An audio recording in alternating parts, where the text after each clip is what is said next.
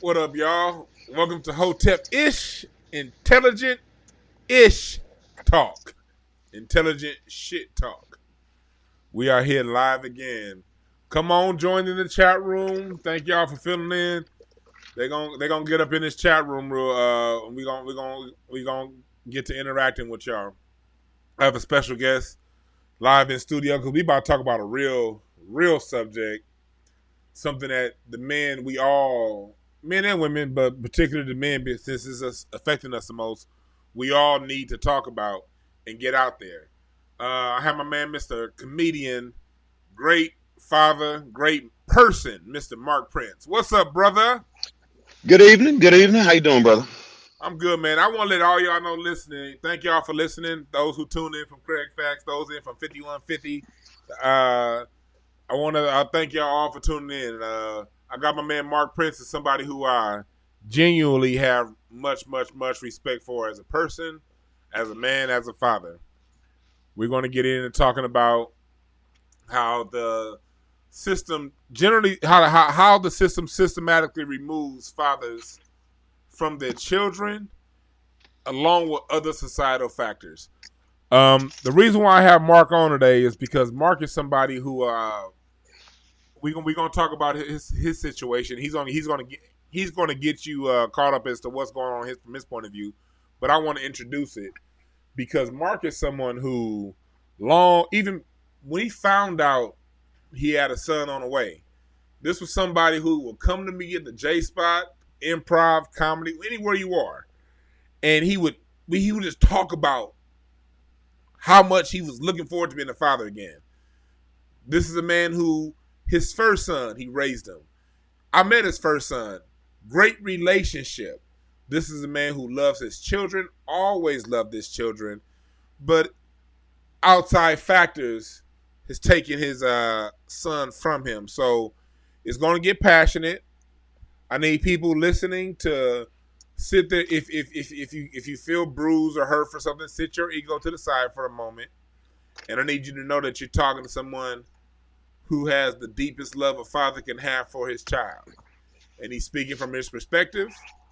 And me, I'm speaking from my perspective as a mental health worker, for someone who's worked with and against the system for a long time, who's seen a lot of what Mark is going through right now happen, being in children's court. So I want everybody to tune in, open your mind, open your ears. If you have something intelligent to add in the chat room, please add it intelligently. If you like this one person that's in the chat room, Frank Dog, whoever the hell that is, talking about his nonsense before we even get to talking, people like you can go fuck yourself, all right? Your opinion doesn't matter. Back to the real. Thank you, Mark, for joining me. Thanks for having me. Thanks for. I'm glad because I've been wanting. I want to let you know, I've been wanting Mark to come on for over a year. He hasn't been ready. He's ready today. So, Mark, talk to the people a little bit about some of the things that you've been dealing with as a father. We're gonna start with the court system, and then we're gonna go through the personal. And no, I'm not gonna tell you where to start. I'm gonna let you start, and I'm gonna follow what you got to say. Go ahead, brother. Um, let me start here. We all are aware that we're having a huge problem in our black community with our children going out and being murdered and killed in the streets. Mm-hmm. We're asking the government and the police force to change their tactics and change how they address things. And when we're confronted with, well, what about the black on black crime? We get offended and we say, well, we're not talking about that right now, as if saying that makes that problem disappear. Now, in that problem of the black on black crime, as well as the police brutality on our children,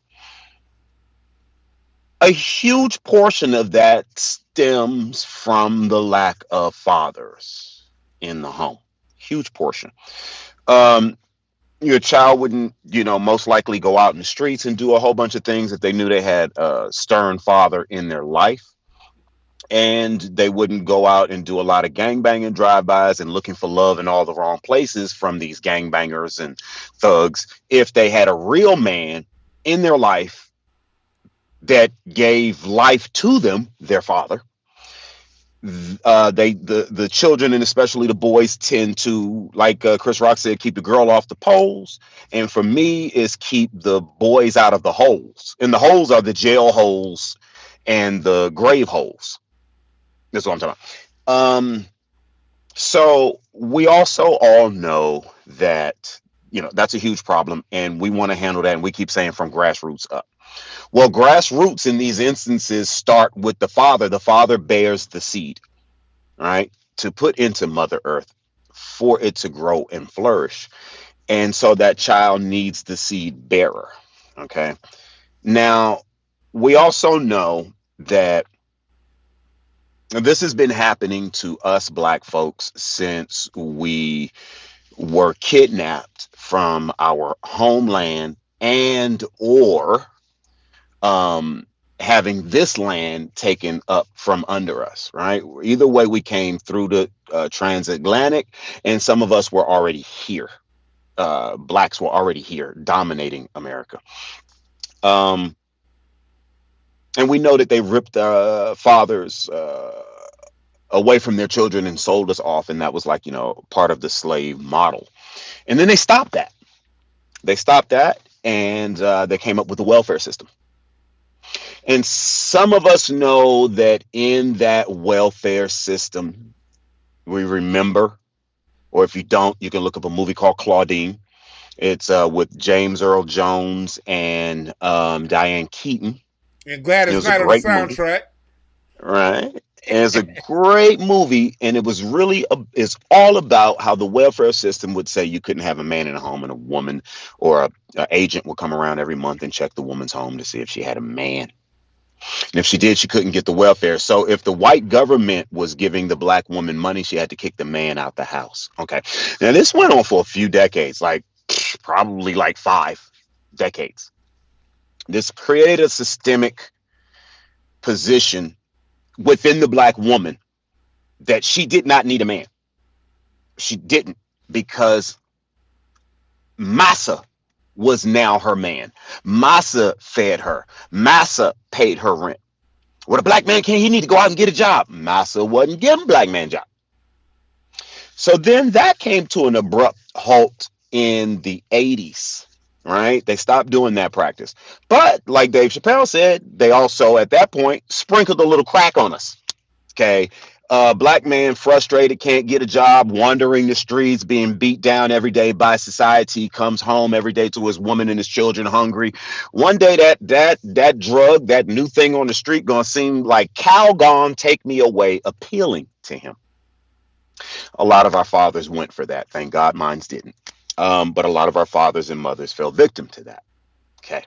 Then that era faded off. And right when that era faded off, that really made black fathers not in the home. The family court system changed its laws and rules to having just the judge with discretion. No other court in the land, no other kind of court system gives a judge full discretion to make a choice or a decision about you. Okay. Because you should have a jury. No one man or woman should have all that power to make such an important decision against you. Well, they gave it to family court to make that decision. And what family court has been doing is they play a game on who loves the child the most. Whoever loves the child the most, they give the child to the opposite parent, because that parent who loves the child the most will spend the most money fighting to be in that child's life. I mean, you will go broke. Now, a common response that I've been getting for the past 2 years is fathers have rights too. All you have to do is go down there and fight for your rights, and these people will see it your way. Well, I've been doing that, and I've sat through trials, other people's trials and things like that. And I've been down there petitioning these people and going for it and going for it and going for it. And I started to realize something, that the same people who are telling me go down there and get my rights and fathers have rights and blah, blah, blah, when you go read their post on their page, are the same people who are complaining about this system being systemically racist and that black people don't get a fair shake in a courtroom. But they think we're going to get a fair shake in a family courtroom where a judge has discretion. This is even worse than a criminal courtroom. This man has total discretion for himself. This woman, this man, or this woman, this judge. Um, and I don't blame the judges because the judges didn't come in my house and actually put me there. This was my black son's mother who put me there. So now we get into the personal part of me. I yes was very excited. My son was on the way. The young lady and I had been together for over 10 years. I had already raised a son. I didn't give her a son. I didn't give her any children. One day, 10 years having sex, and she closed her legs.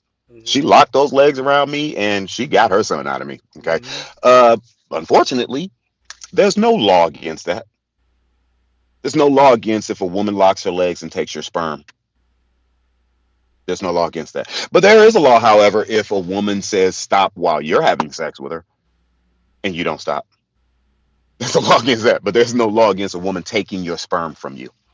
Mm-hmm. However, I wasn't that upset, especially after she told me I was having a boy. Right.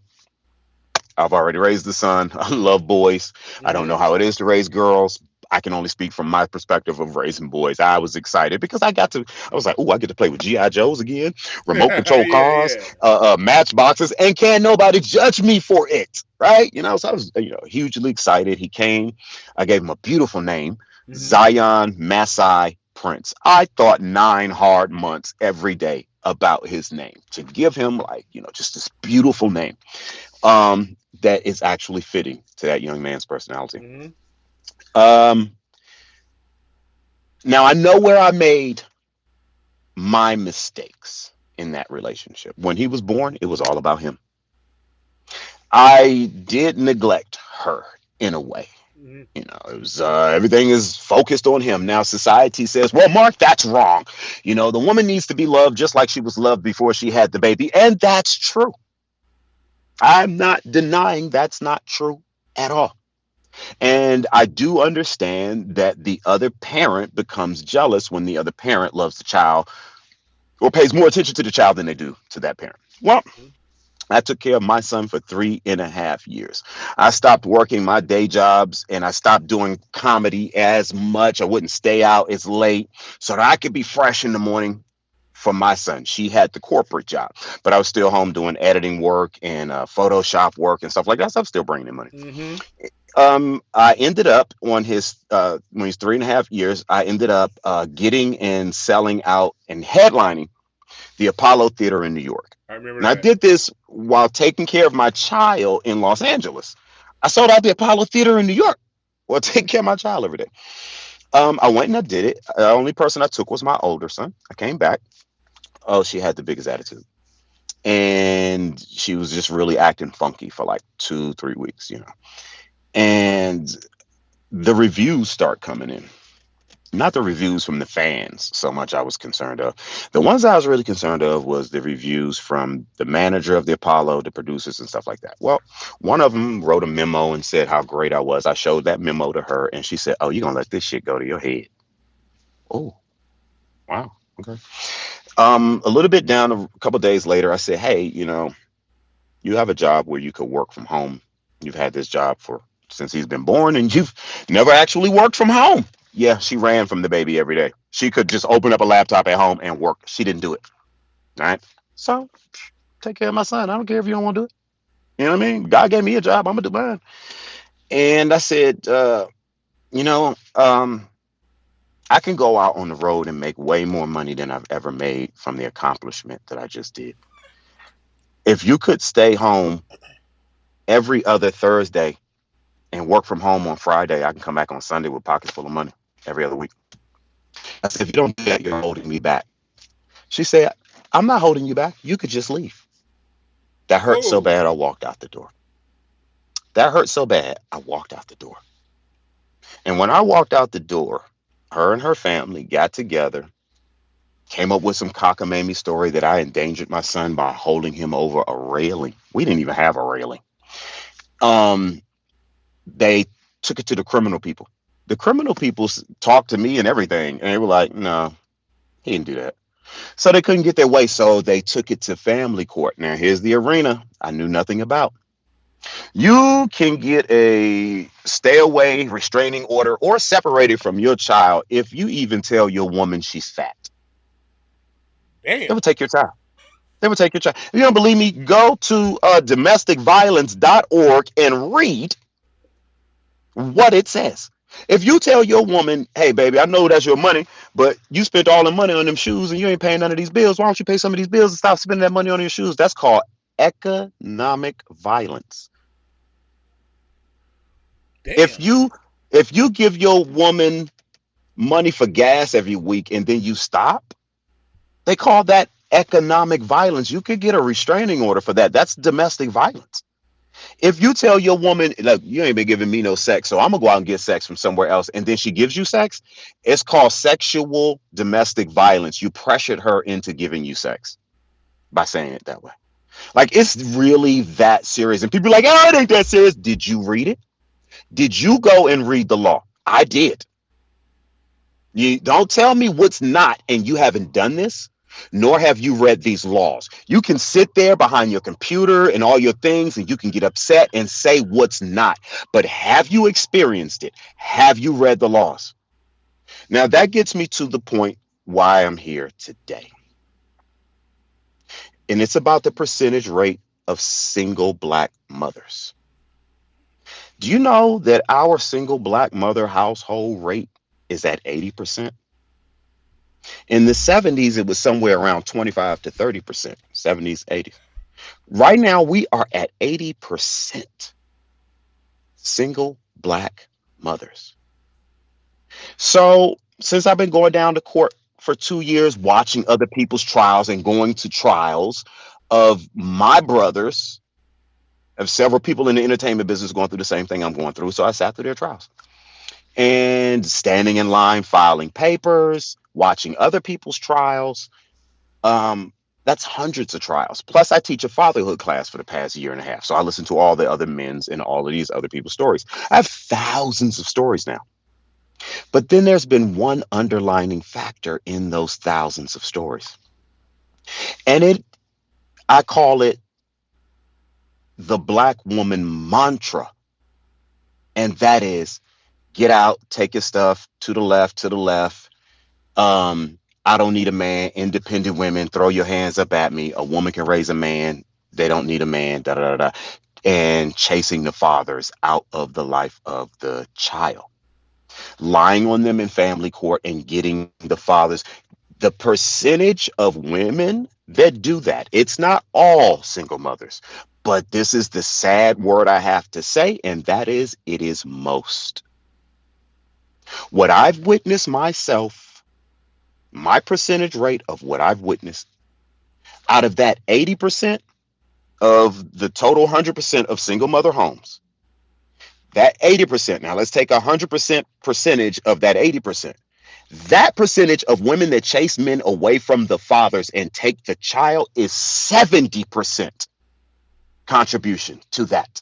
And that's sad. And that needs to be talked about. There are single mothers out here who the fathers don't want to be nowhere near the child, and she's fighting for that to happen. However, there is a high percentage rate of women that are getting rid of the fathers and masking themselves behind forced single motherhood. These women are voluntary single motherhood. Okay. And there's also a mantra that goes through the community. If I could just have the baby without the man. And if you've said that before, oh, girl, if I could just have a baby without the man, life would be beautiful. Well, God didn't make it that way. And by you taking that child's father away from that good father, away from that child. And when I say good father, I mean from the perspective you have no criminal violent charges against you or the child. Let's start from there. If that man has no violent criminal charges against him, the criminal courts said, no, this man is not, then that man needs to be in that child's life. Men and women in our black community have to learn to let go of past indiscretions if indiscretions have happened in the relationship. What do I mean by that? If she cheated, let's start with the man. If she cheated and y'all broke up because she cheated, but y'all have a child, sir, you cannot keep bringing up the fact that she was sucking on another man every time it's time to talk about your child or see about your child. It's just about the child. It's not about what she did. It's not. That's over. And if you need to talk about it, set up a dinner appointment or something and y'all sit down and specifically talk about that time. But when it comes to the child, just talk about the child. And the same goes on the other side with women. Because what is one of the most predominant things I've seen down there? Well, when the man gets another woman, mommy Ooh, gets jealous. I've And seen it. mommy starts restricting time with the child. Mommy starts playing games with the clothes that you send over. Mommy starts playing games with the visiting time. Mommy is upset. But mommy should not think that it's right to take the father away from the child because she's upset, because she doesn't feel loved, because all of a sudden she's Jada Pinkett Smith and she just wants to feel good. And that reminds me of Beloved. I just want to feel good. What? You have sex with your son's friend because you want to feel good?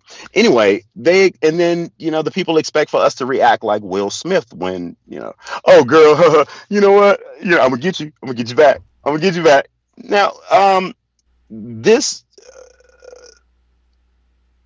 getting rid of good fathers, you're killing the children. You're killing the good fathers. The child doesn't deserve that. The father doesn't deserve that. But it makes you happy. It makes you feel comfortable that you're extracting some sort of revenge on him, some sort of whatever you think it is. You're hurting your child. And you're creating a situation where your child will no longer believe in men. And that child is going to eventually run out into those streets and get caught up with listening to the wrong kind of man. I'm not saying that a woman can't raise a boy. I'm saying that a woman can't raise a boy to be a man because a woman does not know how it is to be a man, just like a man doesn't know how it is to be a woman. And I don't care what surgery you think you can get, it still will not put you in the position of a woman. I don't care if you got a dildo surgically attached to your forehead. You still will never know what it is to be a male. You're pretending to be the other sex. You're not that sex. I'm not disrespecting what your choice is. The reality is that you are what you were born. If you were born with a penis, but you were born with feelings towards men, fine. But you're still a dude with feelings towards men, whether you keep it or you don't. Women, it's not to say that you can't teach or love a child or a male child or a child by yourself. Nobody's saying that. What I am here to say is by you holding your grudge, you're creating a secular prison to death system. And the white massa system is playing you. Because the system does not want the black father there anyway. So the system is going to tell you, oh, we'll take him and he'll never see him again. And we'll make him pay child support, even though he doesn't get to see the child. Pay to play. Now you have to purchase your own child. It's better if they just gave us a flat price and say, this is how much it costs for your child. You have to purchase as a man your own child. That's sick. And our young ladies, they're fighting this truth. because the lie is on their side. But the lie, young lady, is eroding our community in ways you can't even imagine. And I'm not putting all the blame on women. I'm just pointing out the percentage numbers that is contributing to this debacle we have in our community. I'm glad. Thank you for that, Mark. Hotepish, thank y'all for listening. You listening to Mark Prince, father, artist, comedian extraordinaire. Um, and he brought up some really good points. Like and subscribe to the video, share it because we're talking about Black fatherhood, something that you're never gonna hear Oprah talk about. So we got to pass this along through our underground railroad. So make sure you like, subscribe, and share this video because that's the only way it's gonna get around. Going into what Mark was saying about that, like me, everyone knows I worked at a company. Y'all can look it up. It's a company named Hathaway Sycamores. Y'all can Google that shit. Did it for over 10 years, and I spent a lot of time in family court. I was one of those people who, before I got the job, you would hear people say the court system is corrupt. You'd be like, yeah, yeah. And you may even believe it. But to understand the extent to how family court is corrupt is something most people ain't ready for. Like Mark said, the judge has full discretion. I'm gonna tell you guys this one story, and then I'm gonna get back to Mark. This one I knew it was all messed up. I had this one kid. It's like the court system gives the child to the parent who's least likely to raise them right, to the parent who's least likely can afford them, to the most dysfunctional of the two parents. Generally, is who gets who gets the child. I had this one kid who he lived in South Central LA. He was in a gang in the middle of a gang war. Mom was on welfare, but mom was also dealing drugs at the house. Mom was dealing drugs at the house with 5 kids. And I'm not judging mom, but the court snatched the kids because, hey, you're dealing drugs with these kids. The kid was in all kind of gang stuff, not going to school. The court like, all right, we're gonna put you in foster care. The kid got in foster care, got with a foster mom. The foster mom was great. One of the rare situations where it was great foster parents. Everything good.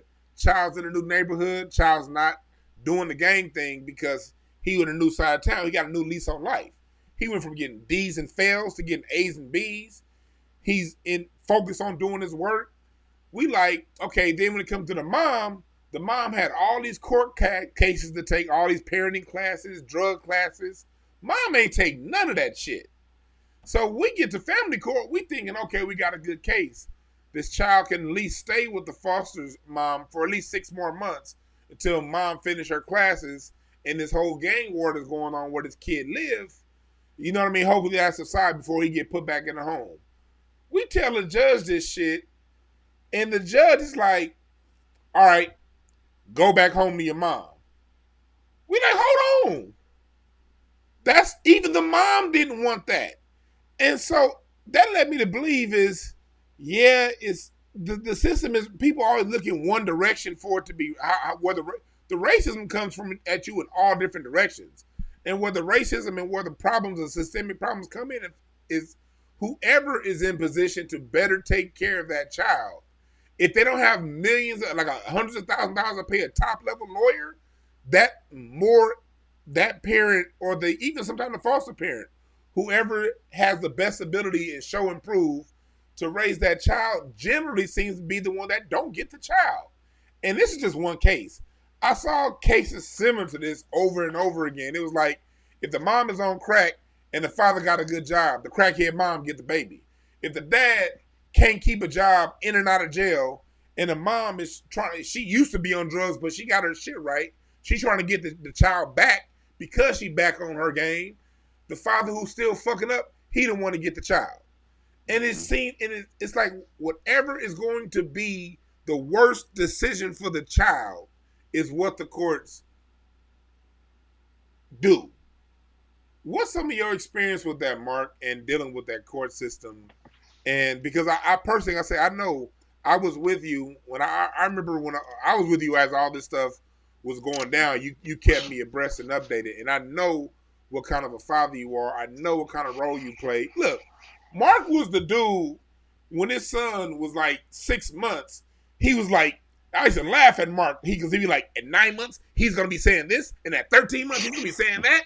And at 16 months, he's going to build a robot. And when he's 5, this nigga going to have his own car. Mark was like, when it comes to fathers and parents, I'm like, this is the prototype. What are some of the things, you told me a story about the judge in court and you were expressing yourself and the judge was like, fuck it. What's your experience dealing with this court system, man? My experience in my own case, where when I repeated to the judge that I said to her, if you don't let me go to work and be a man in front of my son, you're holding me back. She said, you could just leave. The judge said, how did that make you feel? I said, it hurt really bad. She said, good, I'm fighting for her. Yeah, like that. Like, I presented how I had to get a restraining order against her mom, how I had already talked to Child Protective Services 6 months before about her mother threatening my son. None of that. None of that. And I have the paperwork and I have the evidence and none of that, right? That's just my case. There's a friend of mine who I'm not going to say his name, but you guys see him on TV every day. He does commercials. You see him on TV every day. And I went to his trial for custody of his son. And I watched the whole thing. And I watched as this woman lied and the judge caught her in lies and stuff like that. And at one point, the judge caught her in such of a lie. It was so great. He said, have you ever sought psychological help? Like, have you ever seen a psychiatrist or anything? Right. And I watched as my friend did a trial in family court for 7 days. Like, his name was Orenthal. Like just the case that even the judge said when the woman was on the stand, he said to her lawyer, ma'am, we've heard from your client for over 3 days. Your client has been testifying on the stand.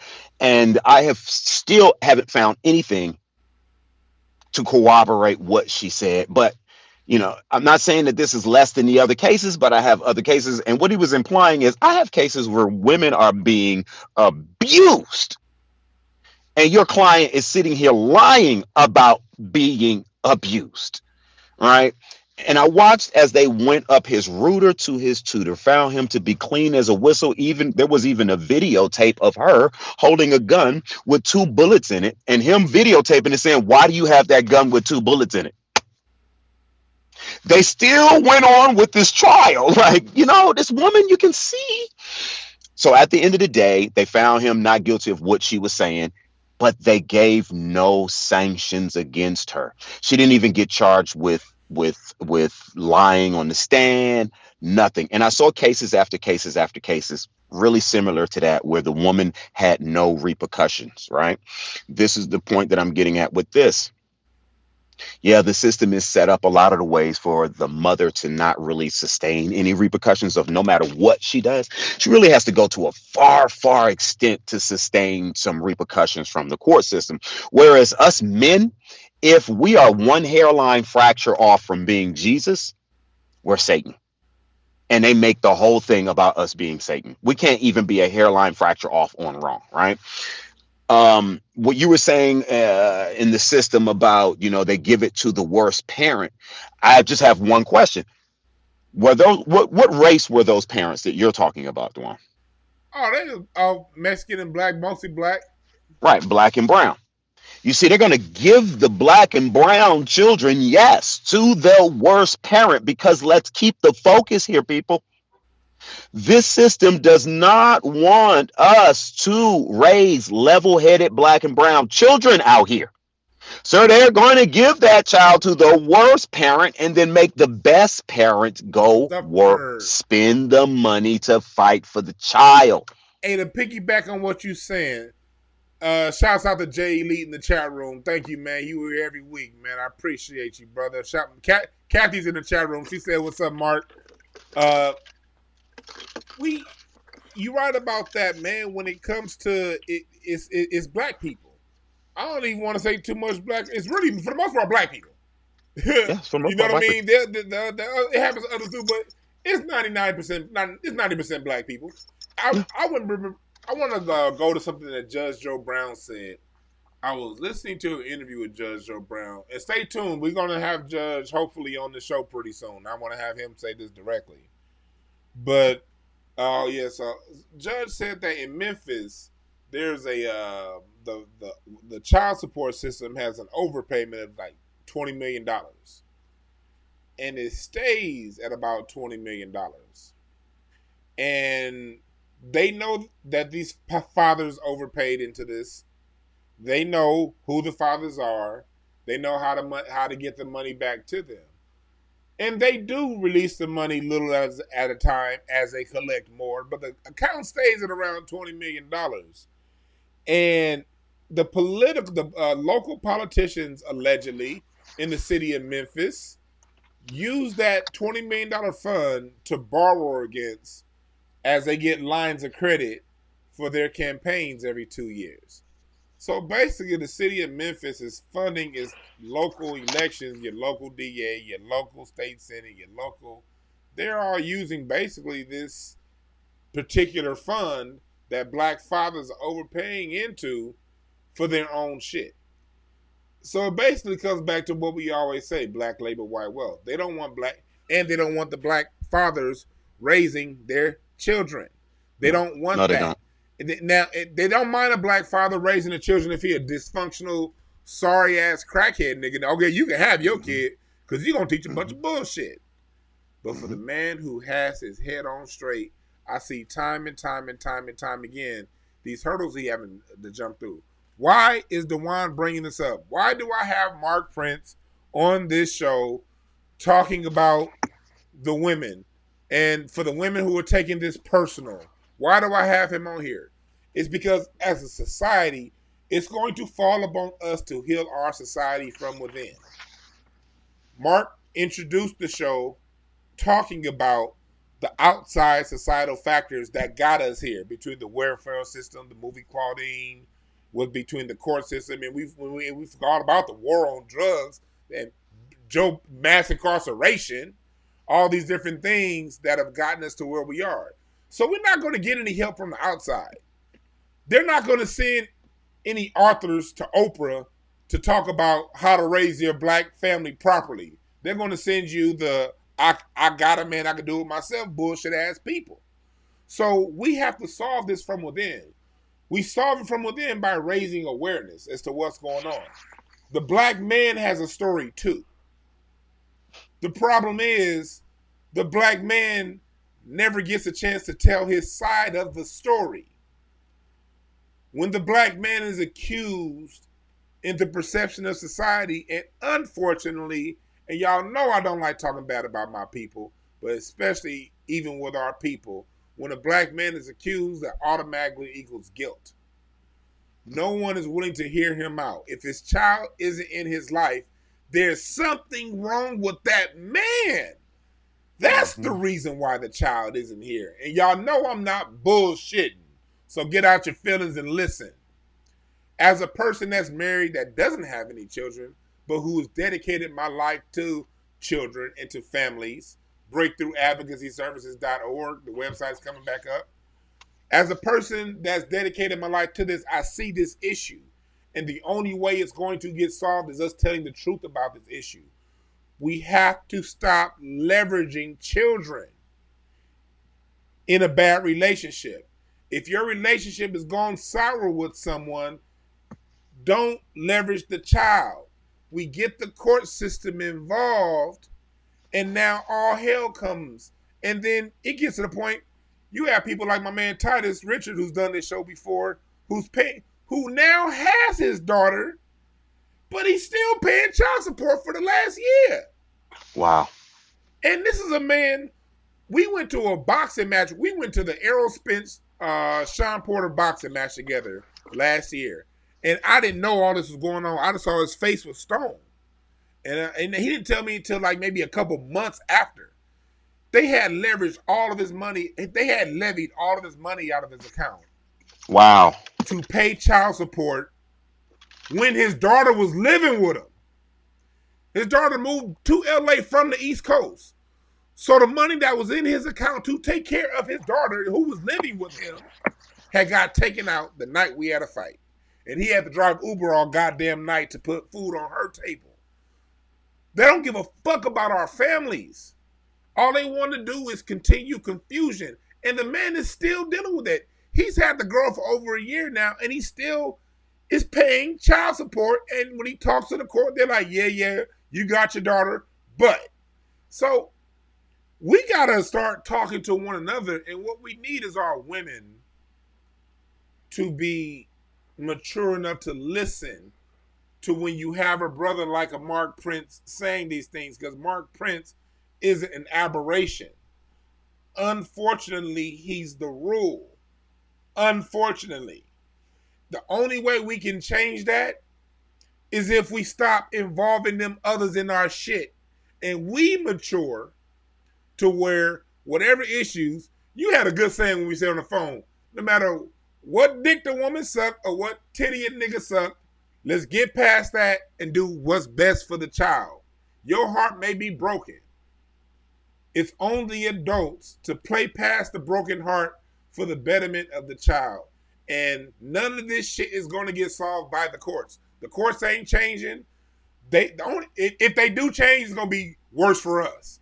The only changes they make is to get more discreet.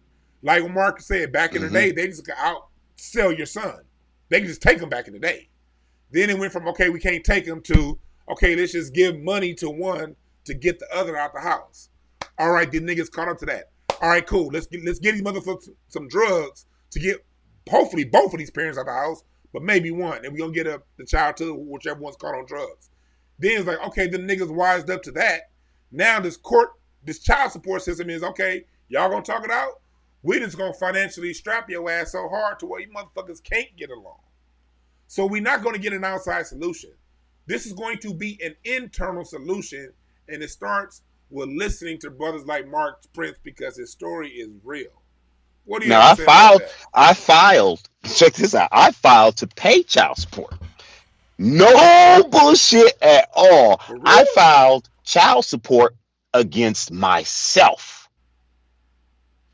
This woman will not answer the papers. And as long as that parent won't answer the papers like this, the way I'm doing it, they won't force her to take my money.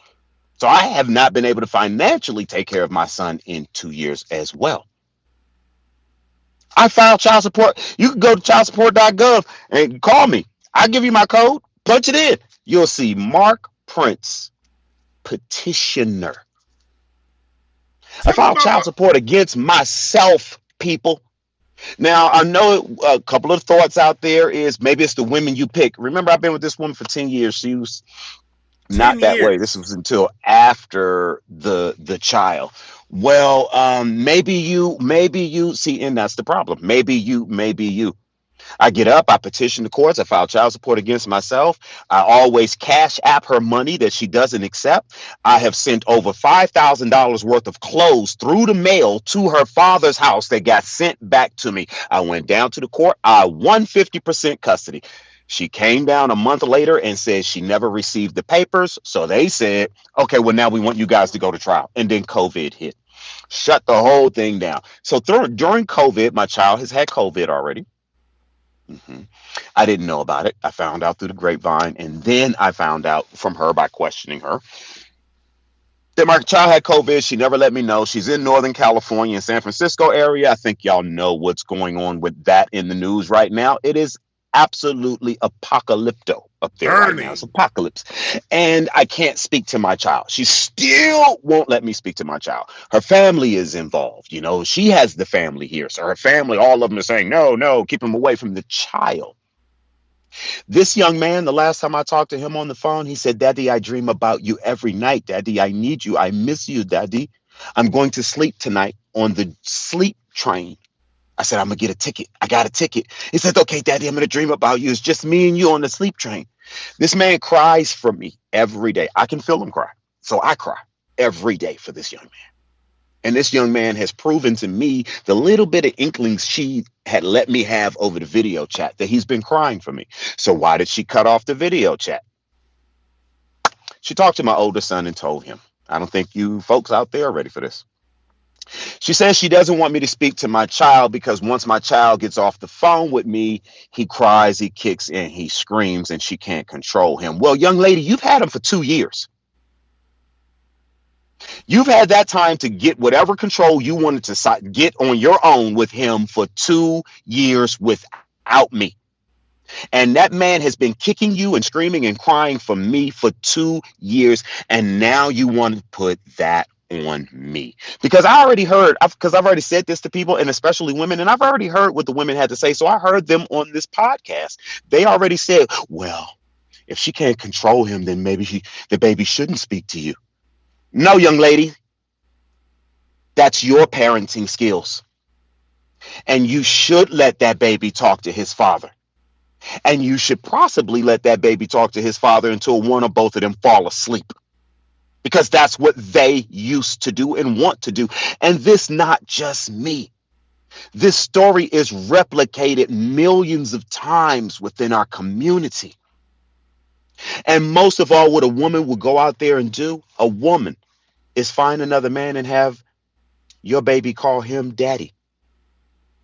But men very rarely get another woman and have that baby call that woman mommy. Rarely. Men do it, but it is rare. But it happens. It's not rarer than rare. It happens.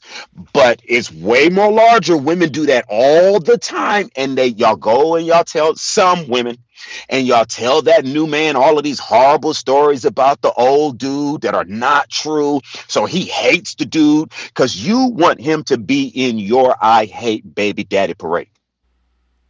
And a lot of men are suckers into that, and they join with her and they keep that man away from that child. They get into the middle of the situation that they have no business in. Now, for that is when I'm about to speak out of my mouth on your show. And I know you can, but you notice I haven't been. Because I have one message. Fuck you sucker bitch ass niggas that do that bullshit right there. Y'all Welcome. some sucker wet mouth bitch ass motherfuckers that stand in the way of a good father wanting to see their child. They don't want to have sex with that motherfucking woman. Bro, you have her. It's your woman now. And you bitch ass motherfuckers is listening to do that. I'm about to be real motherfucking straight with you. Every time you eat her pussy, you sucking my dick. Nigga, how the fuck that feel? The fuck out of the way of a real man and his child. Now, ladies, like I was explaining to you, you have to be a little bit more understanding and really more. You don't shut your ears off like, I don't want to hear that. You cut your ears off to hearing the truth. You cut your connection off to your creator, and you open up your life for the evil satanic entity to come in and just do what it will with you. Because all of that, I don't want to hear it. It's time to stop. I don't want to hear the truth. It's time to stop burying your head in the thing like an ostrich. Look around you. There's race wars happening right now. It's not about to come. It's happening. It's apocalypto in the skies of the West Coast right now. It's major floods in the East Coast today that we have never seen the likes of in Washington, D.C. before, ever, right now. There are locusts that done ate half of Africa since January. Y'all don't know about that? It's in the Bible, and it's happening right now. This is biblical right now. Yet a lot of women in our community are still willing to play the game of bullshit. Look at the writing on the walls. Sexy Marlowe told me the other day that her neighbor came to her. Sexy Marlowe is a great comedian, and she Salute to lives in Sexy Atlanta Marlo. now. Great person. And salute to Sexy Marlo because she stands up for good fathers. And that's all Dewan and I are really asking you, real ladies. If you're a real lady and you don't commit these atrocities, stand up and speak for us good men. We can't do it by ourselves. Sexy Marlo said that her neighbor, she was talking to her neighbor, and the neighbor said, yeah, my son graduated high school now and everything. I wonder if I should let him talk to his father now. And she said that she had right, yeah. She hadn't been letting the child talk to the father all this time, and the father been trying to reach the baby. And she said she didn't say nothing to the lady, and she said, "You know what though, Mark? Excuse my language, ladies." Sexy Marlo said, "I'm gonna go and tell that bitch, you the devil." Right? And I just bust out laughing, but I don't necessarily want her to call the woman that name, but it takes real women to just not sit there and say, "Oh yeah, them women be wrong." Y'all know women that do that. It's a lot of y'all women out there that you have sons and their son's mother are doing that to them, or your grandmothers, and you can't see your grandchild because of her. So don't even tell me this don't go on, because there wouldn't even be a such slogan as baby mama drama. The only thing people keep saying is that black fathers don't want to be there. Are you kidding me? We're the king of fathers. Before the white man ever got involved with us, who was the number one daddy on the planet? We took our sons hunting with us. Rites of passage is men. The Bible is all about men and their sons. The Bible's so much about men and their sons. God sent his only begotten son to say the word, blah, blah, blah, blah, blah. But ladies want to get in the way of the middle of that. I can raise a man. I can do this. I can do that. Hey, nobody's saying that you can't. But God, the creator, said that this man has a job and you have a job. You choose to be independent. You choose to go on your own. You choose to throw your hands up at me. That's fine. The baby doesn't need to be independent of his father, though. And to piggyback on what Mark said, Jay leaving the chat room. Jay asked, "Is it yes, Jay? It is his kid. I've seen the baby. That's Mark's big head ass boy." No, so that's very clear, all right? That's my baby now. Yeah. That's my papa. Yeah. That's my papa. Yeah. And That's my so papa. to piggyback on what And I Mark tell you just this, said, Jay. I tell you this, Jay. If I took a DNA test tomorrow and I found out that Zion was not mine, I would still fight to be in his life because I'm the only father that young man knows, and that young man desperately loves his dad. So I can and will not ever walk away from him. I will not be that man in his life. real talk. And I want to back up some of what Mark's saying. This is you guys look this up. The CDC did a study back that released back in 2013 talking about black fathers being the most involved in their parents' life. This here is from the New York Times on black dads. It's just an excerpt from the New York Times. Father's involvement with activities of the children under the age of 5. This qualifies because Mark's child was 5.5 now, but when he was around, he was definitely part of this. When it comes to meals, ate or fed to children daily, black fathers did it at a higher rate than Hispanic and white. And always be very clear, Hispanic and white are oftentimes the same thing. Bathe and diaper dress children daily, black fathers. Play with children daily, black fathers. Read to children daily, black fathers. You know what I mean? And so that was the ones who were living with children. Fathers not living with children, still black, all in every single category, black fathers are most involved. A high reason why a lot of people aren't together, on top of what Mark is saying, on top of the women who are pushing their fathers away, you also have other situations to where people slipped up, had a kid. The parents may not necessarily be living together, but both parents are both co-parenting. And when that happens, black fathers are number one. Black fathers pay the highest, are most likely to pay their child support on time. The only time black fathers don't pay child support is if they ain't got the goddamn money to pay it. But it shows when black fathers have the money to pay child support, they pay it. So it's a lot of great things going on with black fathers, but we get this one stigma, we get this one thing, and at the end of the day, we in 2020. As black men, we're basically tired of sitting up and taking this shit.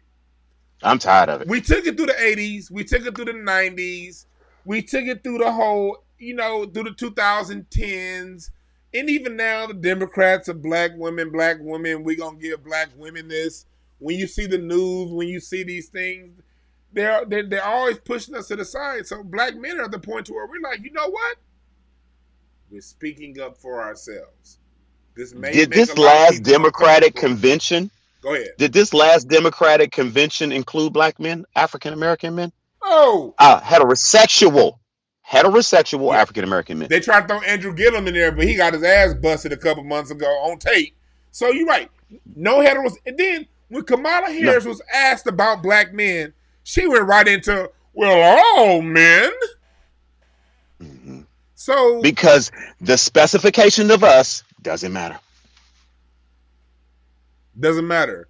Yeah, No. man. So yeah, we got Mark Prince up in the chat room. Yeah, it's crazy for those listening. We got a lot of Craig Facts and 5150 fans in the room. Mark Prince is definitely 5150 certified. You know, plenty of nights in front of that improv. Me, you, Corey, Craig running our mouth, talking shit, swallowing that Hell spit. yeah.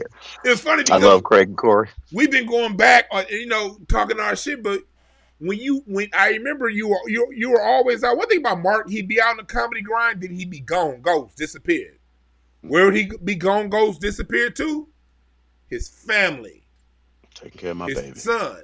And then when I remember that your grown son from DC, when he came out to LA, this how like Mark had at the time he was still in the life of his younger son, but his grown son came to LA, and Mark was taking this grown ass man around like he was a 10-year old, like this is my boy. We like Mark, that's a grown ass man, and he probably beat That's your my ass. baby. He may be But grown. Mark That's is my like this. baby, man. This is That's my genuine baby. love. Marky is my baby, man. And he knows I treat him as the grown man that he is, but he knows one thing. You are daddy's baby. That man grown in motherfucker. But that's my baby. I love my babies. Yeah. I love So my babies. that the misconception is that black men don't want to be around, black men don't care. For the most part, black men just been quiet. Like y'all can say what you want to say. We have a quiet confidence about us. We know the real. We weren't really tripping. But now it's Because time to stand up. society sees it as unmanly to sit here and complain about your child being taken from you, and our society looks at that as unmanly. You know, why he crying about his child? Because, some men be like, nigga, I'd be glad if I didn't have to pay for my child. Like with some of the real grown men, that shit don't make us happy. And here's the thing about it, Shit Mark. crazy. We don't even kick it with the niggas who don't take care of their kids. We don't even talk to other dudes. Like, okay, I think y'all may think that Dwan is making some obscure joke. Man, when we do the numbers, we don't even kick it with dudes that don't take care of their kids, bro. If they do, Like we don't know. nobody in our circle, nobody in our circle are people who don't take care of their kids. Like for real, I don't know if it just happens that way or it's the vibe we got. But when you start talking about it, everybody take care of their kids. Because when you look at when you watch TV, you always hear these people on these Madame Noir and all these bullshit sites. Well, black men need to y'all cover for each other. The patriarchy, and because of the patriarchy, men look. First of all, men don't really talk about too much other than sex and sports to begin with. If we either talking Like about real. fucking basketball, or if it's November every 4 years, we may talk some politics. First of all, men, we don't talk about too much shit. So if it's someone who is around who we barely know and they're not taking care of their kids, we'll never know. But when it comes to our inner circle and the people that we really vibrate with, the people that we really like spend our time with, men who are about our shit don't hang with no fucking deadbeats. We ain't got time for them weak ass niggas. We want that shit to be very clear to the women. We not just here bashing on y'all. We don't accept men who fuck around. Men who fuck around don't get respect from real niggas. You come No, and we stand in don't. front of the improv of me, Corey, as much shit as that shit. People listen to Corey Holcomb talk about women, this and that, whatever, and they have their whatever opinions of him. But let some old weak ass nigga come to that circle. We gonna identify him real quick, and he's gonna remove himself. Yeah, he gonna feel He uncomfortable. gonna feel very uncomfortable because real men don't fuck with niggas who don't take care of their responsibilities. And men who cry and complain about taking care of responsibilities, we really don't fuck with you. Matter of fact, we want to whoop your ass. Like, nigga, I filed child support against my motherfucking self is how I take care of mine. I remember one time at the improv, real quick, Dwan. it was some cat, right? I forgot this cat's name, but this cat came up and he was talking about he was having problems with his baby mama. And he was like, so I said, man, fuck you and that kid, bitch. And then he put his hand up like this to me. He was like, you know what I'm saying? You know what I'm saying? And I was like, Get your punk ass away from no, here. bro. I don't know what the fuck you saying. It's like Chinese to me, bro. I don't give a fuck what she do. It ain't no such thing as I said, fuck that kid. You can say fuck her, but fuck the kid? Nah, bro. Like that, no, bro. Nope. Mm.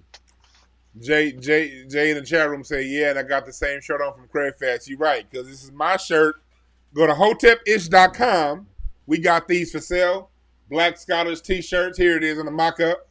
Fuller, Clark, Welsington, Sertiman, Ben Yakinen. For those who want to celebrate the scholars and not just the athletes and the people who promote the dumb shit, let's celebrate the people who put something in our mind. Hotepish.com. Get yours. Hotepish t-shirts, we got that available. Hotepish.com. And also sweatshirts. The wintertime is coming. It's about to get cold than a motherfucker, so get yours. Like and share this video. I want y'all to know that, we're bringing this here because as black men, as men, we do care. And Mark said it. Our black women are the gods. They are the goddesses of this world. They're the mothers of the planet. But God damn it, the black man is the father of the planet. Damn, Skippy. The black man is the father of the planet, and we take care of our fucking responsibilities. The ones who And don't, let us be the men we were born to be. And you ain't got to give us shit. Just get the fuck out our way. That's it. Let me be the father. Let us be the black fathers that we were meant to be. Women, they do, and they have adverse reactions to saying that straight to their face. I see the adverse reactions. Well, what? White women get out the way. Chinese women get out the way. Mexican women's move the fuck out the way. Black women are the only ones, and I swear I can say this with fact, that y'all do not move. Y'all think the baby belong only to you. It belonged to both of us. That baby belonged to both of us. And we have to understand that the court system downtown. Evan Lionel and I were talking. Evan Lionel is another great comedian. Evan Lionel, he's another person going through this shit for 8 years. And we were talking about how the family court system goes by. They'll let hearsay be fact, right? No other court will even allow hearsay.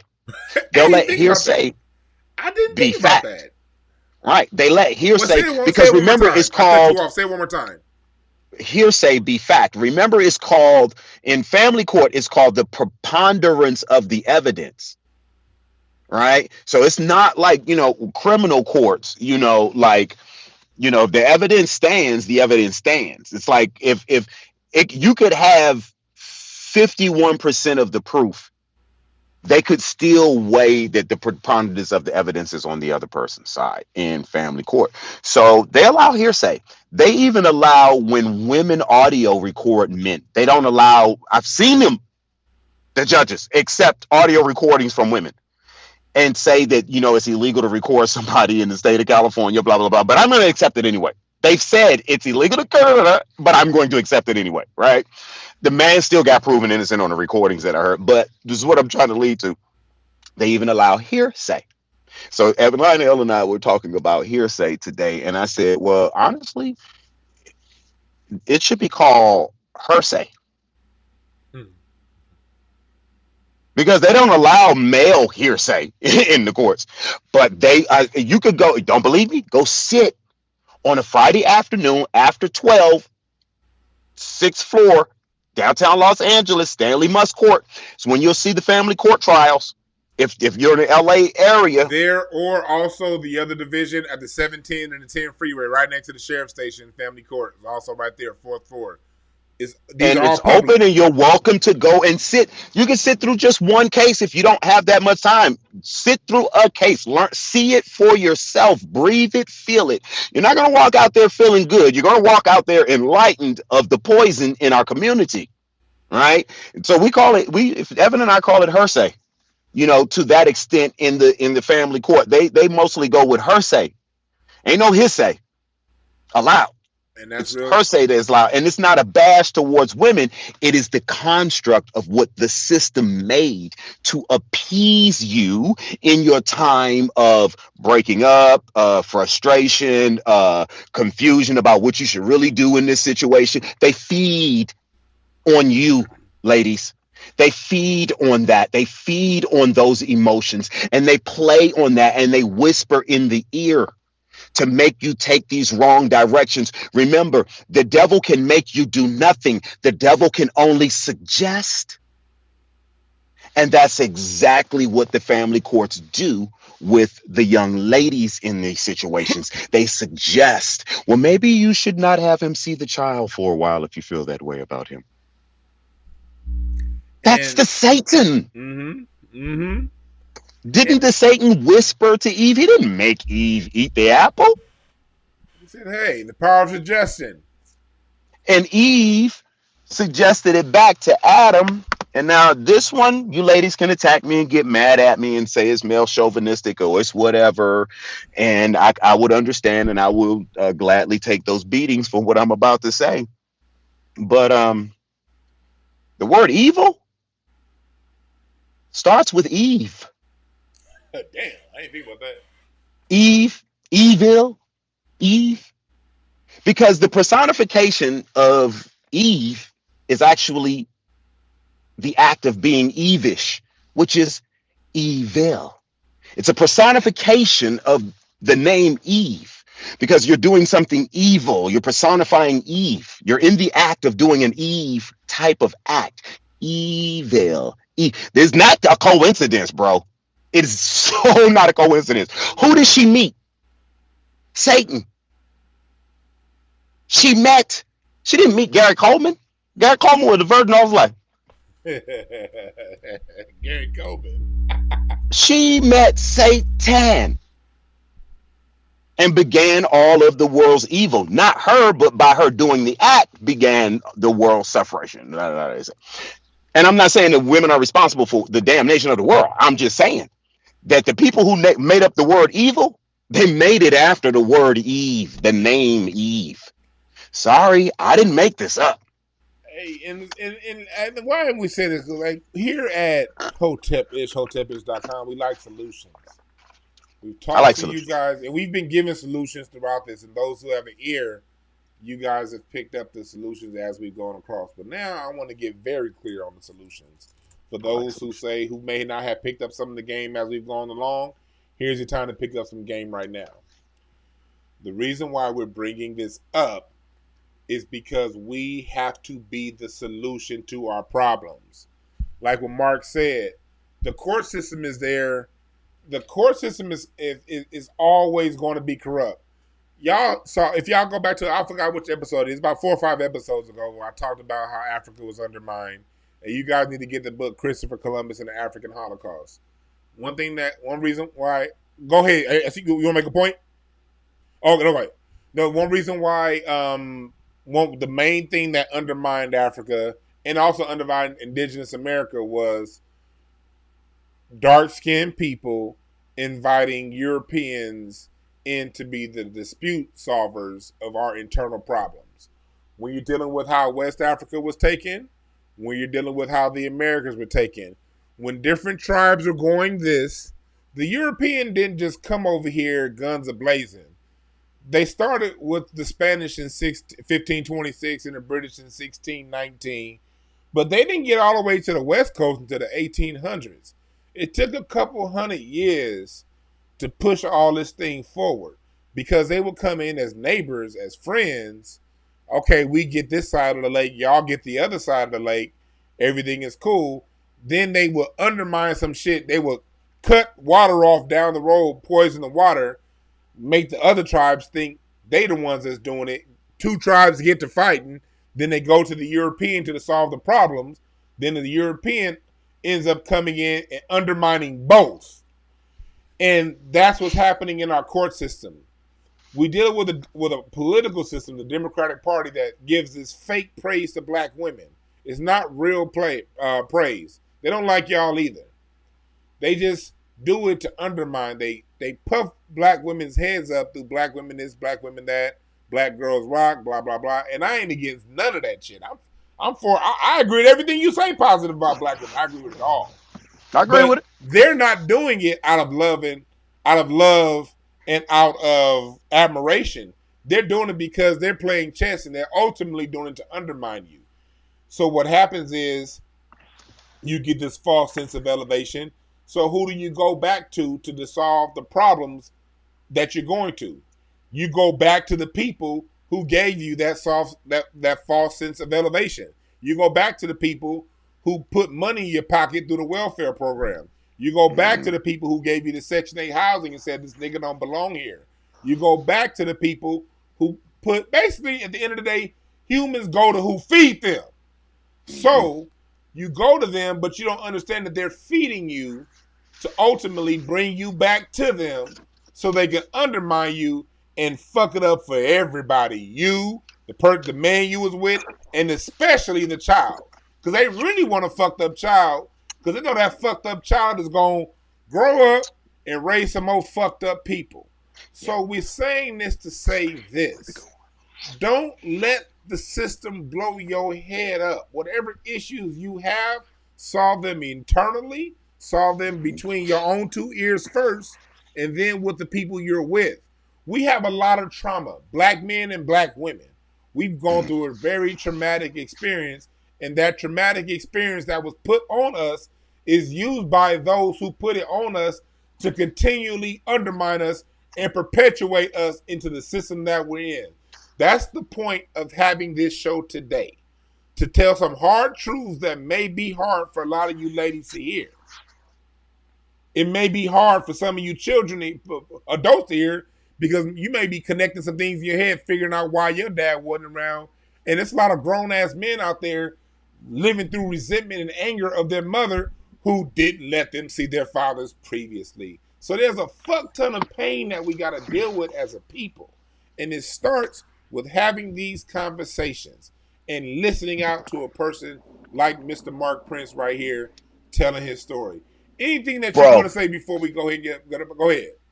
I met a young lady the other day. She was walking down the street picking roses and flowers and stuff. I was like, hey, I'm talking to that young lady. That's what I want to meet.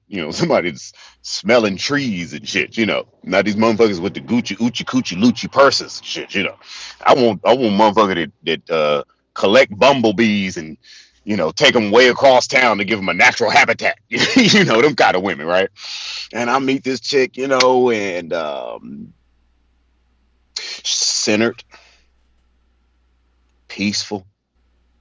When I saw her again, it was the first time that I just said, "Put your hand right here," and it's just to feel, you know. She's centered and she's peaceful, and we got to having conversations and stuff. And man, one of the first things she told me it was her relationship with her mom, and that she really can't stand her mom because her mom lied to her for over 20 years and said that her daddy didn't want to be in her life.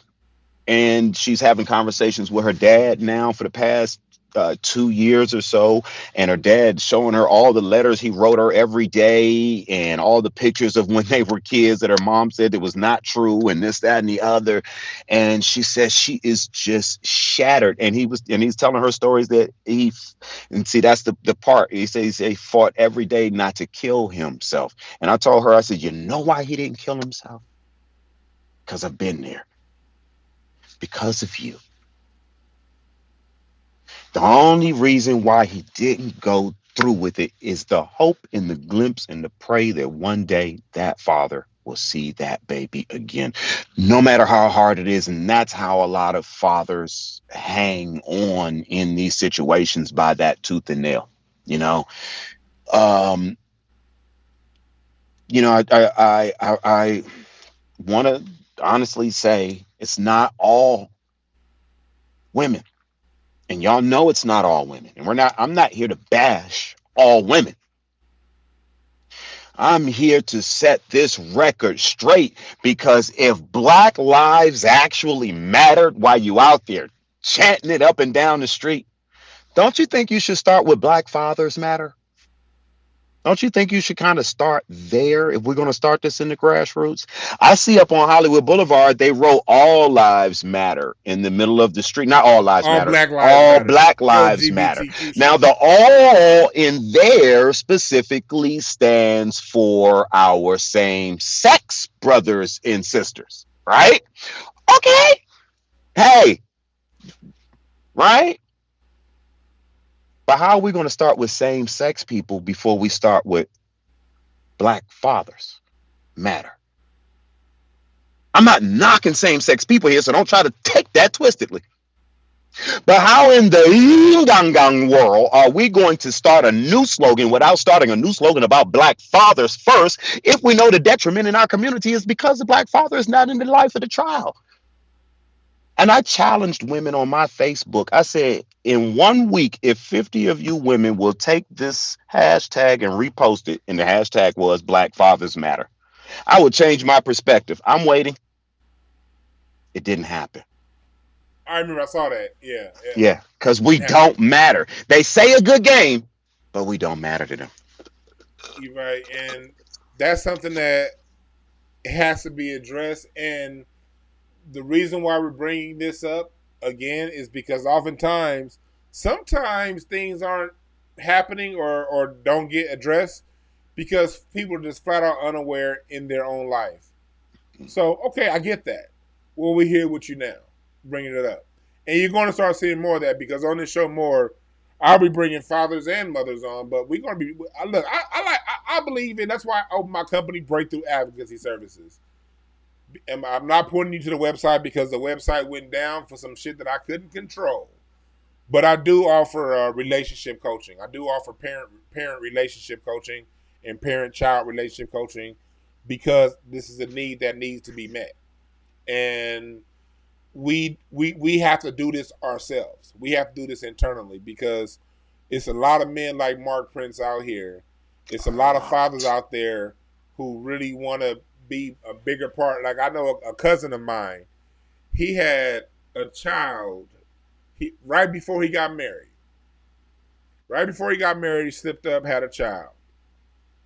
And he admitted, okay, I shouldn't have gone outside my relationship. But his wife actually stood by him, like, hey, look, we weren't married. Whatever the timing was, she stood by him. His wife, the mother of that child, the one that she had that child thinking, hopefully this may, I don't know what she was thinking, but it appears to me as if she had that child hoping that she wrecked that man's marriage and he'd come back to her. He didn't come to her. He still ended up getting married to the woman. The woman accepted his extramarital child. Shouts out to you for being a big woman and doing that. Mm-hmm. So you know what the baby's mother, what the mother of the child did? His wife, the one woman that he got married, she went and got her jumped. Oh, the baby's mother got the mother who said, "I'm willing to cope to take in my husband's child that I did not have every 2 weeks or whatever this visitation was going to be," and she got her beat and tried to get her killed. And so, if this is what women who are doing the right thing have to deal with, then it's on women who are doing the right thing also to address this, because these crazy people ain't just crazy towards men. They crazy to every goddamn body. And it's something that we Did you all say she killed her? As a priority. She got her killed? No, she didn't get her killed, but she got her beat. She got her jumped. Like, because you don't want to, because the father decided to stay with the woman and not marry you, you get her jumped. You pay some street niggas to get her jumped. Yeah, this is okay behavior. Sorry ass street niggas for doing it anyway. But again, this is not us. These are issues that we need to solve internally here. Mm-hmm. But it starts and it ends with us. But some woman out there just said, "Well, that's what she get because she shouldn't have been. She shouldn't have said it." So, they gave her some reason that's what she get, and it's just like, no, that's the mentality and thinking we're talking about. He shouldn't. That's what I heard. I heard some. Well, he still shouldn't have had that baby. All right, but it's happened. The child is here. The child is a full human being, and it needs its father to be the best man he can be. If Yeah. it's a girl, she needs his father so he can he the child needs both of you. Okay, like how we started this program. Like how we started this program. This is about the adults in the room putting all their bullshit petty differences to the side for the betterment of the child. And I'm gonna say this: one of my main issues I've been having when I've been seeing all this black girls rock, black girls magic, black this, girl this, and father. Look, what about the kids? Nobody's talking about the kids. Nobody. Everybody's talking about, who? I want Kamala Harris to be the first black woman VP. Well, what about the children of the fathers that she locked up? You so selfish, you want somebody to look like you. You forgetting that every decision we make as adults affects children. And if you're a child, if you're an adult, you're around child, we need to listen and always have the child's interest at heart. Like what Mark was saying earlier, you don't, when we in front of the improv, when we talking our shit, we don't respect men who don't take care of their goddamn kids. We don't Not at all. respect that.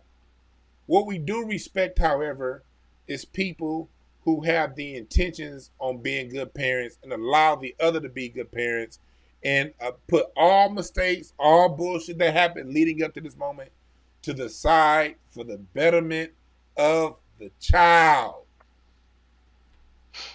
If you want to Now donate, let the me say Cash something App about is right here in this. the chat room. If you Let me want to say something. donate, the Cash App is right here. Let Go me ahead, say Mark. something about this Miss Harris real quick. Kamala Harris. Okay. You know, we know that she threw a bunch of black men in jail and the things and the this, that, and the other. Well, the very team that she worked with and worked under while she was in San Francisco working, doing her stuff, coming up, going to the top, that team is now the governor team of, you know where I'm going, of California. Governor Gavin Newsom.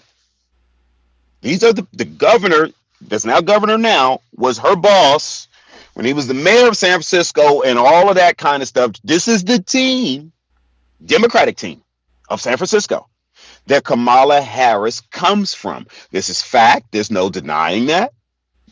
This is her team. Her team, not her, her team that she was once a part of as of 2 years ago just passed a law here in California last week that as long as you are not 10 years older than the child you molest, you don't have to go to jail. You don't have to sign up as a sex offender. SB 145, I believe it is. As long as you're not 10 years older than the child you molest, look it up for yourself. Why you saying bullshit, Mark? Why you over there saying in your mouth bullshit? It's SB 145, California law. So let's do the numbers. I So put it that up here means on the screen for everybody that want to know. Go ahead. if you are 19, that means you can have sex with a what? They said between 11 and 14. So you have sex with an 11-year-old as a 19, and you won't have to Mm. register as a sex offender, but only if it's same sex. But listen, it says 10 years. As long as you're not older than 10 years. Are you right on the California.gov law, or are you doing it from an article? I'm doing it. I'm doing it from an article, but it's SB 145. I read it Go within to last and week. go to the .gov. Go to the .gov. It says 10 years older than the child that you molested. Mm-hmm. 10 years. As long as you're not 10 years older. So when you start they put doing the those bottom age at numbers, 11. They put the stipulation 11 to 14, but still 11. come on, bro. Come on, man. So you take the fathers out of the lives of children and leave your child open to predators. This is the beginning of the pedophile laws that they want to pass. And what we're trying to express here today, black women, please stop chasing the good black fathers out of the lives of your children. Look at what these people are doing. And I don't know why I'm pointing up. Look at what these people are doing from down there. Because that law coming from down below ain't coming from up hell. above. They passed a law to molest our children, like for seriously. And here's and it couples with what something you said earlier. In there, it said it's judges' discretion on whether or Again, not they have to register as a again. sex offender. So if it's judges' discretion, that means if it so for you gay black people, this law don't apply to your gay black ass. Mm-mm. This law only applies to gay white men.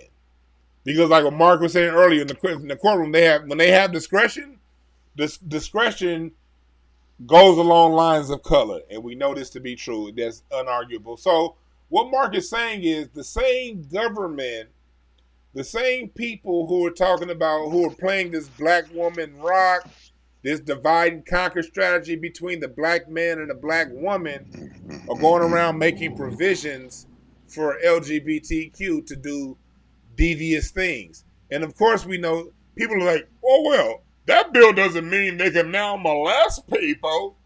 Really? Stupid people who think like that. Let me straighten you up. Really? Laws happen in steps, in increments.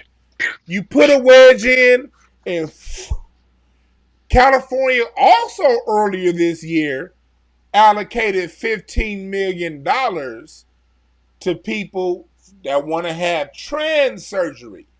So you know it starts with $15 million, but we all know in 5 years that's going to be $150 billion. And who are going to be the people that qualify for getting trans surgery paid for by the state? The white men.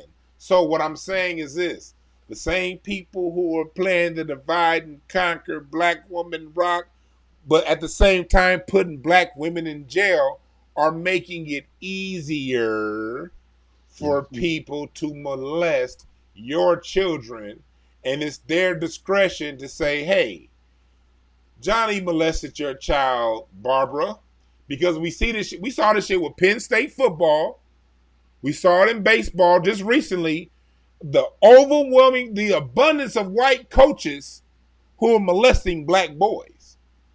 Mm-hmm. Jerry Sandusky, I can pull up receipts, nigga, if you want to find out, if you think I'm bullshitting. So, who are going to be the ones that say, okay, because we like you, you don't have to register as a sex offender. But Mm. if you one of the black LGBTQ people, because a lot of y'all black LGBTQ, like I ain't got no issues with y'all, but y'all be siding with them. Mm. Y'all side with the white folks because they let you party in West Hollywood or whatever. They won't give a fuck about you, right?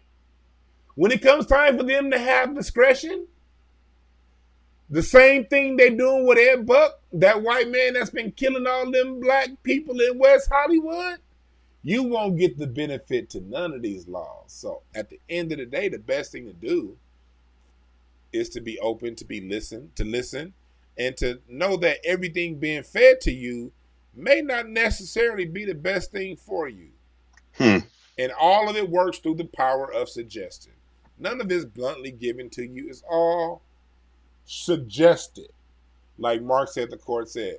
What are your closing thoughts, brother? That are real, strong black women that know what we sat here and said tonight was the absolute truth, and they stand up and they help good black fathers. Why do we need black women to stand up, good black women, and speak for us men? Well, a couple years ago, you said if we don't say nothing about the rape and stuff that's going on, we support rape culture. That's what you said to us. If we don't stand up and say anything, we're supporting rape culture. Well, I'm here to say it right back to you. You know this stuff is eroding our community. And if you, young lady, do not stand up and say something, you have never committed these atrocities. If you don't stand up and say something to the atrocious young ladies that are committing these atrocities, you are supporting baby mama drama behavior. And it's not funny anymore. Baby mama drama. It's not funny.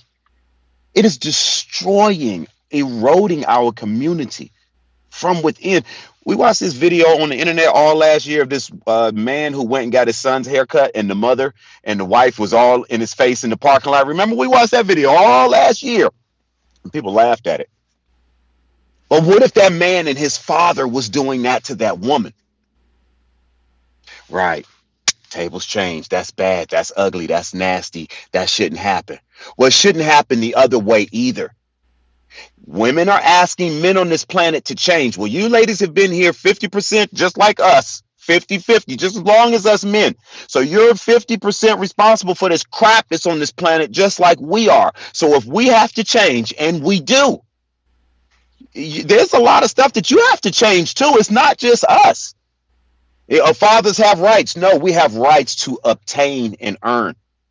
You ladies are being the obstacles to those rights. We don't just automatically have fathers' rights. I found that out to be an utter lie. And when you start a family court case and the fathers put out the child life, until that case is resolved, guess what? You are, ladies. One, the child's a bastard.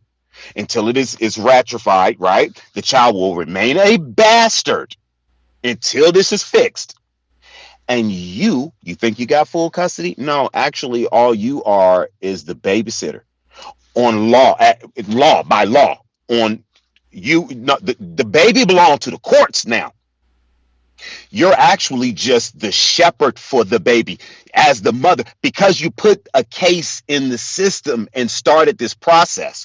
One, the child's a bastard, and two, you're just the babysitter at this point until this case is resolved. It'll take 5 years, 10 years. That baby's still a bastard, and you're only the shepherd. This is what you're doing. You're giving the white man these rights. Just giving the baby to the white man. It's amazing, bro. And you're right about that, Mark. And I wanted to make, what's the end result? Why, again, what's the end result for women out there who may be mad, who may have done this or may be doing this? The end result is a child that's ultimately going to resent you. Yeah. Because children, and like all human beings, gravitate towards the truth. And if you don't tell the truth, you're not telling the truth if you have a present father and you're not giving him rights and you're not letting that child see the father, see his father. You're lying, because you're lying through omission, because he does want to be there. And lies of omission are often the most dangerous lies, because they give the perception that you know something. At least with a blank slate, you don't know shit, you can go and learn. But lies of omission, people think they have a bit of information and they don't have anything. And so the ultimate thing is, going back to what Mark said earlier, his son's having tantrums. I saw this all the time when I was at work. Because I was a behavior specialist. DeJuan Brown, that's what I do. I deal with fucking behaviors in children ages 5 to 15. I'm a professional at this. And you see it all the time, child. We see it all the time. Parents, moms will come at us. The child has been doing me good, but he does every time he sees his dad or talks to his dad, then I have a whole lot to deal with. And so we came in. This is how naive we were as mental health workers. They don't tell us and train us, hey, that's because the baby misses his father. They don't tell us that. They tell the workers, it's probably some more things going on. And so when the parents do have a team on their side, the people paid for by the government to come and help them are assisting them further with the divide, oftentimes unknowingly. Oftentimes unknowingly, and sometimes knowingly, but oftentimes unknowingly. And then you know what they're going to do from that? Oh, this child's having these behaviors. Oh, he needs to see the father less, and let's put him on his medicine. The child don't need medicine. The child don't need therapy. The child needs his daddy. And most of the cases when you're dealing with children with these behaviors, when they're having these tantrums and throwing out, it's because the child can't sit down, brew a cup of coffee, roll up a joint, cross his legs, and talk about his problems. A child can't do that. So what does a child do? He's going to fuck it up for everybody. If he's hurting because he can't see daddy, mama, you get in the business, teacher, pastor, whoever the fuck comes in this kid's path is getting the business until this wrong is corrected. So if we're serious about our children, if we're And then serious they about the blame the father. betterment of our children, put the bullshit to the side I mean, for real. and make the priority the betterment of the child. You had your childhood. You only get one. Yours is done. Come together with yourself. Start with coming together with your relationship with yourself and solve whatever issues, adult issues you created or were a part of creating of, and allow that child to experience a childhood and have the input of both mother and father. It didn't work out for you. It's not going to work out for you. He ain't coming back. She ain't coming back. She sucked the nigga dick. She ain't coming back home, boy. But don't talk. And another thing, before we got here, don't say bad things about the other parent in front Oh of the my goodness. child. I see fathers do this. I see this equally. You mad at her, she mad at him. Now the child got to deal with y'all problems. Now you have 8-year-olds who are fucking judges and mediators for the adults in their goddamn 30s. Stop that shit. Stop it. Fix your problems. Mark, where can they find you? Um, Currently, I'm on childsupport.com. You can go there and you'll see my picture waiting to pay for my child. I'm up there. They have me in a called the historical section. And that is the only Negro who ever filed child support against himself section. And so if you want to check me out, read my bio, stuff right there, how much money I have waiting for my child, it's all right there. You can check that out because I'm serious about this mission. Because if we're going to fix anything, we have to fix it with dad first. In-house. And ladies, you say you look for men to lead. This is men leading. This is what leadership looks like, ladies. Sometimes leadership means, hey, just like the grandmamas back in the old day, Miss Sadie, hey, she see the girl, pull your skirt down. You know what I mean? We had the old lady, the men. This is our way of leading. Our way of saying, look, enough is enough. Listen to us. Understand that the people you listen to ain't got your best interests at heart, and we need to repair our relationships. You know what I mean? And like I said, that's what we here for. Go to hotepish.com, and I have some relationship classes and seminars coming up really soon on breakthroughas.org. That website will be back up in about a week. I do teach a fatherhood class at Project Fatherhood. Been doing that for a year and a half, and we're doing Zoom online sessions. I do it every Wednesday. And if you want to be a part of that, please just go to Project Fatherhood. It's in Los Angeles. Only thing I can say is I can save other people and help them with their kids, and I can't even do my own. And I salute you, Mark. Mark has been an uncle, big brother, confidant. The things they say black men don't do, me and Mark have done for the last 10 years as far as being open, honest, talking to one another. Mark is a comedian extraordinaire, one of the funniest motherfuckers on earth. I swear to God, I know it don't seem like it right now, ladies and gentlemen, because I'm going through a little bit of pain here. A little bit of pain. Exactly. Don't let this fool you. Mark got a whole act where he carry his own goddamn mic on stage and do all kind. Some of the most unique comedy I've ever seen. This is, Eddie Griffin loved this motherfucker. You name the respected comic on earth, and ask that you talk to the black comic in America and ask them do they know Mark Prince. I guarantee you they all say yeah, and they all say nothing but good things about him. So don't let this fool you. Just because men go laughing and talking and shit, don't mean that we go through real problems and have real issues. So I want you guys to know that. And remember this. There are no perfect messengers. Only perfect messages. There are no perfect parents. Only parents willing to solve the issues that are put in front of them. There are no perfect children. Just children trying to figure it out who need direction from the parents who are around them. If we all can deliver that humanity to those around us and give ourselves that humanity and give that love and respect to those who aren't us, even when we don't agree with them, we gonna solve our problems overnight. I thank y'all for listening. Thank y'all for joining the chat room. We out. Thanks, Mark. Thank you, brother. Thank y'all.